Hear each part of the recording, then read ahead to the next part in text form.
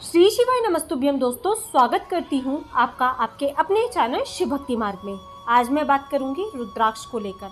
यदि आप रुद्राक्ष धारण करने के बारे में सोच रहे हैं या आपने रुद्राक्ष को धारण करा हुआ है तो किन नियमों का आपको विशेष रूप से पालन करना चाहिए और क्या ऐसी गलतियाँ हैं जो आपको भूल से भी नहीं करनी चाहिए। तो चलिए वीडियो को प्रारंभ करते हैं।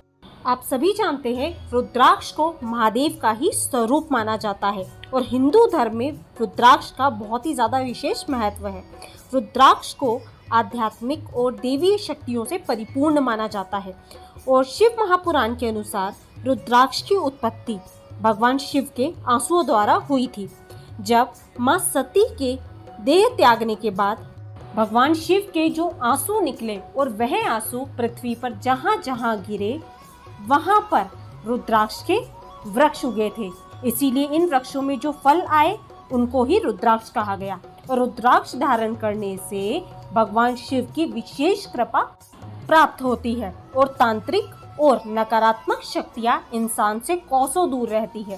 साथ ही बताया जाता है कि जिस घर में रुद्राक्ष की हर रोज पूजन अर्चन की जाती है वहां कोई भी अनिष्ट कभी हो ही नहीं सकता और धन धान्य में हमेशा वृद्धि होती रहती है।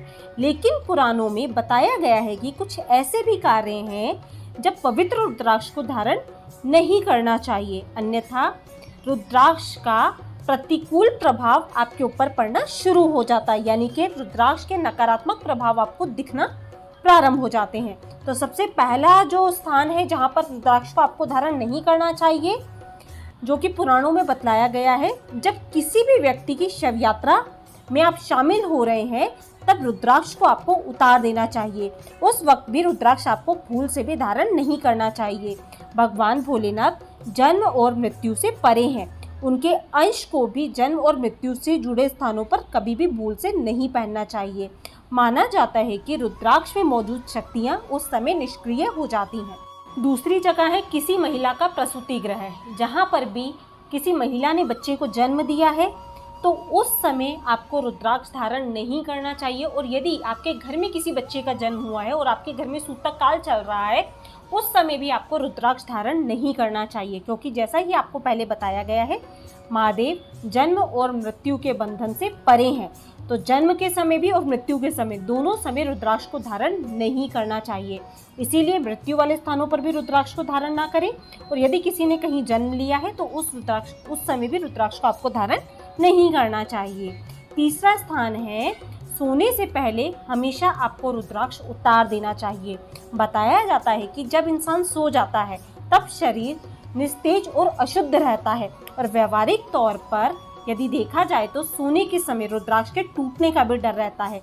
इसीलिए सोने से पहले आपको रुद्राक्ष को उतार कर रख देना चाहिए और मान्यताओं के अनुसार आप तकिए के नीचे रुद्राक्ष को रखेंगे तो आपकी आत्मिक शक्ति भी प्रबल होगी और आपको नींद भी बहुत अच्छी आएगी।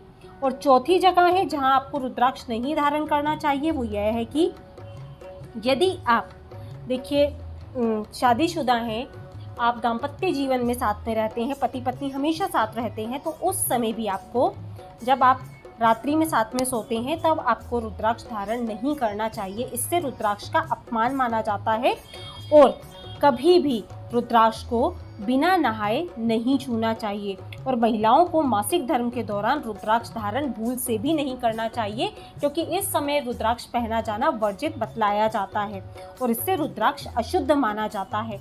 तो हमेशा यदि दाम्पत्य जीवन में है तो रुद्राक्ष को रात्रि में उतार कर रखें और मासिक धर्म के दौरान स्त्रियों को तो भूल से भी हाथ नहीं लगाना है रुद्राक्ष को। इसके बाद में रुद्राक्ष को हमेशा आपको जो धागा है वो कभी भी आपका जिस धागे में आप पिरो के रुद्राक्ष पहनते हैं वह काले रंग का नहीं होना चाहिए। हमेशा वह धागा या तो लाल रंग का होना चाहिए या फिर पीले रंग का ही होना चाहिए। लाल या पीले रंग के धागे में ही आपको रुद्राक्ष पिरोकर धारण करना चाहिए। साथ ही रुद्राक्ष धारण करने वाले व्यक्ति को तामसिक भोजन भूल से भी नहीं करना चाहिए। मदिरा पान का त्याग कर देना चाहिए, क्योंकि बतलाया जाता है कि यदि आप इन चीज़ों का सेवन करते हैं और आपने रुद्राक्ष धारण करा हुआ है तो उससे रुद्राक्ष का जो विपरीत प्रभाव है वो मनुष्य के ऊपर पड़ना प्रारंभ हो जाता है, जिससे कि आप देखेंगे आपके जीवन में नुकसान होना शुरू हो जाते हैं या कुछ भी ऐसी घटनाएं शुरू हो जाती हैं, तो जब भी रुद्राक्ष धारण करें तो कुछ नियमों को आपको विशेष रूप से समझ लेना चाहिए।